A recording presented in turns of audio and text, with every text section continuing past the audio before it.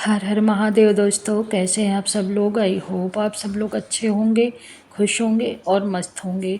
तो यहाँ ब्लॉग मेरा शुरू हो रहा है नहाने के बाद से। सुबह का जो भी काम था हो चुका था और सुबह नहाने के बाद मैं पूजा करने जा रही थी।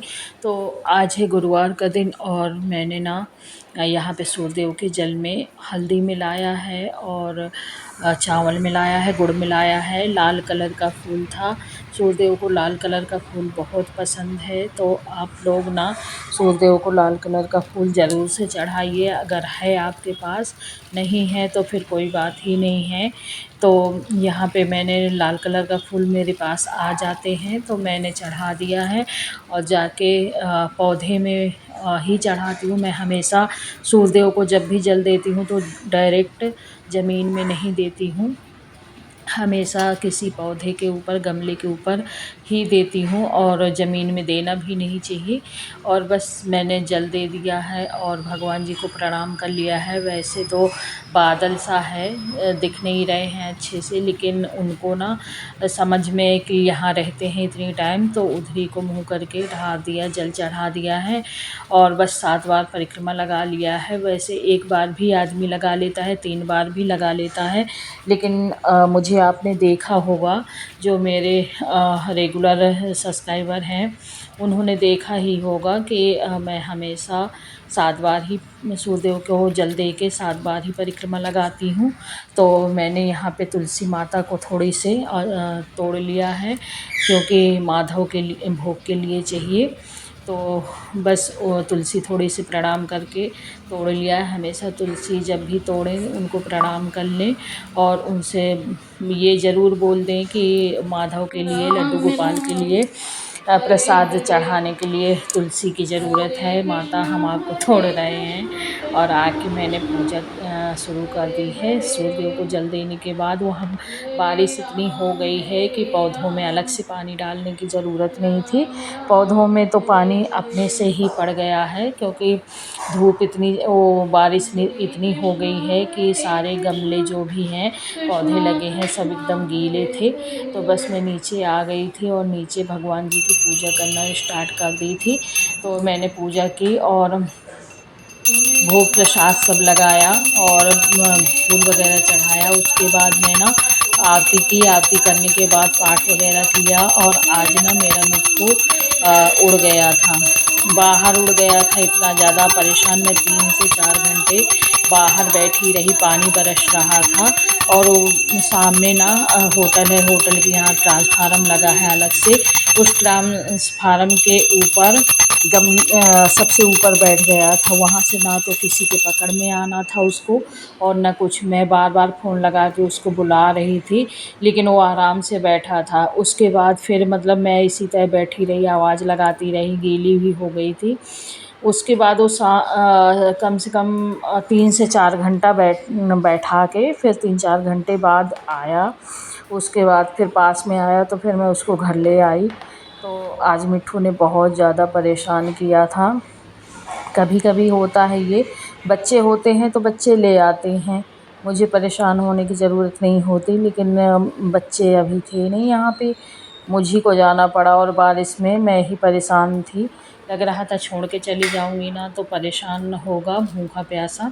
तो यहाँ पे देखिए दीपक जल गया है, आरती पूजा सब हो चुकी है और दर्शन कर लीजिए आप भी। और मेरे पूजा घर में ना लाइट बहुत ज़्यादा अच्छी नहीं है, मैं लाइट लगवाने के लिए सोच रही हूँ।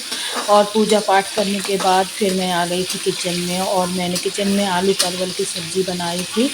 और इस समय ना सावन का महीना जो चल रहा है ना, तो एकदम बड़ा सुहावना महीना चल रहा है। और सावन में ना रिमझिम जो बारिश होती है ना, बहुत ही अच्छी लगती है।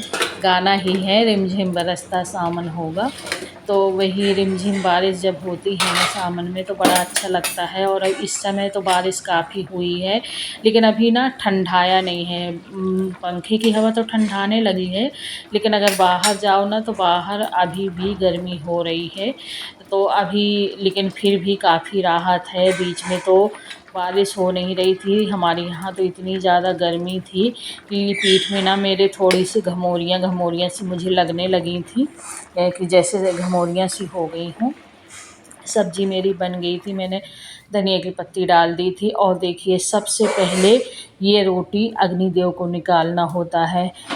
पहले चूल्हे में लोग बनाते थे, तो चूल्हे में ना अग्निदेव को रोटी सबसे पहले छोटी सी रोटी, बिल्कुल ज़रा सी रोटी अग्निदेव को निकाल देते हैं, अग्निदेव में डाल देते हैं। जब चूल्हे में रोटी बनती थी ना, तो अग्निदेव को थोड़ी सी लोई बना के अग्नि में डाल दिया जाता था, वो अग्निदेव के लिए रोटी होती थी। अभी गैस में है तो गैस में ज़रा सी बिल्कुल बना के डाल देना होता है, लेकिन वो जब जल जाती है ना, तो उसको निकाल के इधर रख देना होता है। उसके बाद अग्निदेव की सबसे पहले रोटी अग्निदेव की, उसके बाद गाय की निकालनी होती है, उसके बाद फिर सबके खाने की। कहते हैं कि गाय को सबसे पहले इसलिए निकाली जाती है क्योंकि जब हम लोग स्कूल में पढ़ते थे ना, तो हमारे टीचर बताया करते थे कि पता है गाय को क्यों रोटी निकालते हैं सबसे पहले, क्योंकि ये गाय ना बहुत सीधी होती है। तो उसको सब लोग पहले लास्ट में कुत्ते को। अब क्या है ना, हमारे साथ टीचर हंसा करते थे कि अब क्या है ना, लोग पहली रोटी खुद औरतें खा लेती हैं, वो आदमी को खिला देती हैं, तो आदमी सीधे हो गए हैं, और लास्ट वाली रोटी खुद खा लेती हैं, तो कुत्तों की तरह भौंकती रहती हैं। मतलब ऐसे सर मज़े लगाया करते थे जब हम लोग छोटे थे।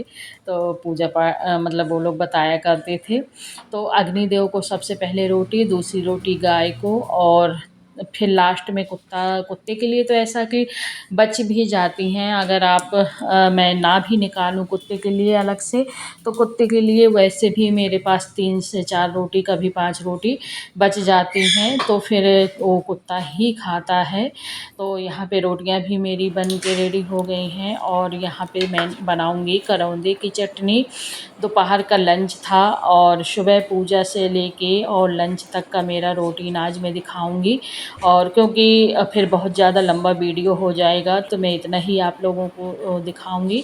तो यहाँ पे मैंने करौंदे लिए हैं, और करौंदे गुलाबी कलर के हैं, लाल कलर के तो ये थोड़ी कम खट्टे होते हैं। जो ग्रीन कलर के होते हैं ना करौंदे, हरे वाले, वो ज़्यादा खट्टे होते हैं। ये जो गुलाबी कलर के होते हैं ना, सफ़ेद और गुलाबी में, इनमें कुछ कम खटलाहट रहती है। तो यहाँ पे करौंदे ले लिए हैं, प्याज ले ली हूँ, और प्याज के साथ हरी मिर्ची आप ले सकते हैं, मैंने हरी मिर्च ली है। अगर नहीं तो लाल मिर्च भी ले सकते हैं, जो आपको पसंद हो वो ले सकते हैं। मैंने यहाँ पे हरी मिर्ची ली है क्योंकि चटनी ना मुझे थोड़ी तीखी अच्छी लगती है, और ये मिर्ची काफ़ी तीखी वाली थी। तो यहाँ पे मैंने मिर्ची ले ली है, करौंदा ले लिया है, प्याज ले लिया है, थोड़ा सा 3 से 4 जब लहसुन ले लूँगी, बहुत ज़्यादा लहसुन नहीं। और लोग ना इसमें धनिया, खड़ी वाली धनिया डालते हैं, धनिया के बीजे जो आते हैं वो डालते हैं। मैंने यहाँ पे खड़ी धनिया नहीं डाली है, धनिया की पत्ती डाली है, और सच में बहुत ही टेस्टी बनती है। आप एक बार धनिया की जगह धनिया की पत्ती डाल के देखिएगा, मुझे तो यही पसंद है। और साथ में प्याज ज़रूर डालना होता है, करौंदे की चटनी बिना प्याज के नहीं अच्छी लगती, प्याज ज़रूर डालना होता है। तो यहाँ पे देखिए मैं मिक्सी ले लूँगी। वैसे अगर करौंदे की चटनी ना सिलबट्टे में पीसी जाए तो और भी अच्छी है, लेकिन मेरी सिलबट्टा जो है ना, वो प्याज कम पीस पाता है क्योंकि वो टका नहीं है, उसको टकवाना पड़ेगा। और मैंने मिक्सी में पीस लिया है चटनी, और चटनी देखिए एकदम रेड कलर की बनी है, कितनी प्यारी लगती है, खाने में भी बहुत टेस्टी है, और देखने में भी अच्छी लगती है। और ये भी आज का मेरा लंच रहेगा, सब्ज़ी रोटी और करौंदे प्याज की चटनी। मेरा ब्लॉग कैसा लगता है आप लोगों को, और कहाँ से आप लोग देखते हैं ज़रूर बताइएगा। कैसा लगता है मेरा ब्लॉग, अच्छा लगे तो प्लीज़ लाइक करिएगा, शेयर करिएगा।